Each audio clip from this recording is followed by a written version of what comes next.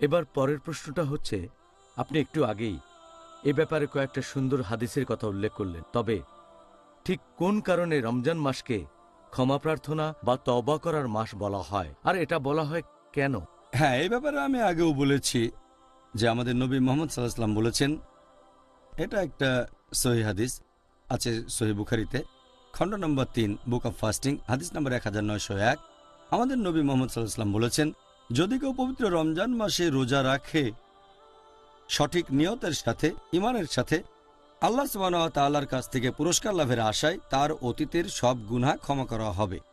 এই কথাটা আবারও বলা হয়েছে মুসনাদ আহমেদে, খণ্ড নম্বর 3, হাদিস নম্বর 11524। সেখানে বলা হয়েছে, যদি কোনো লোক এই পবিত্র রমজান মাসে রোজা রাখে সঠিক নিয়তের সাথে, আল্লাহ সুবহানাহু ওয়া তাআলার কাছ থেকে পুরস্কার লাভের আশায়, তার অতীতের সব গুনাহ ক্ষমা করে দেয়া হবে।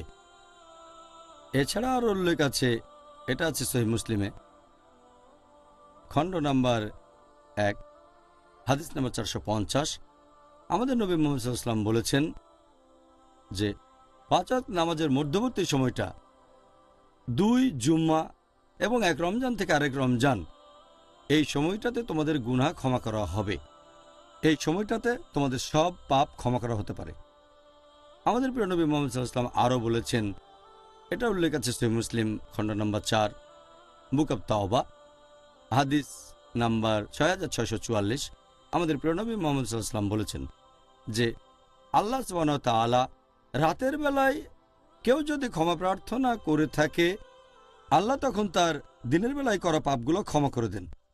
আর আল্লাহ সুবহানাহু ওয়া তাআলা দিনের বেলায় কেউ ক্ষমা প্রার্থনা করলে তার সেই পাপগুলো ক্ষমা করে দেন যেগুলো করেছে রাতের বেলায়।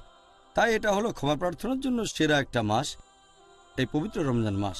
এই মাসে সহজে নিজের পাপগুলো থেকে ক্ষমা পেতে পারেন, কারণ বেহেশতের দরজা এ সময় খোলা থাকে, দোজখের দরজা বন্ধ থাকে। সেজন্য রমজানকে বলা হয় ক্ষমার মাস। আল্লাহু আকবার। এই কারণে সবাই এই মাসে ইবাদতে মগ্ন থাকে। কারণটা তাহলে জানলাম। সুবহানাল্লাহ।